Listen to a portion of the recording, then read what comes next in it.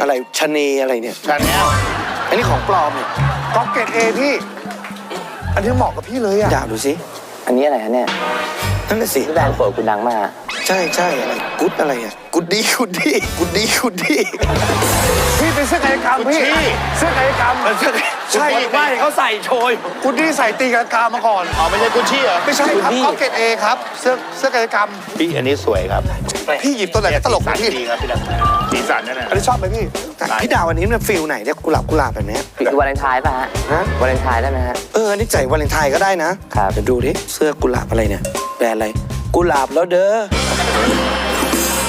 น้องมันแบรนด์ไทยอ่ะพี่ไม่ค่อยชอบ อันนี้เสื้อน้องก้านตองใส่ครับ พี่ไม่ค่อยชอบใส่ ขึ้นกับฟักกิ้งฮีโร่ฮะ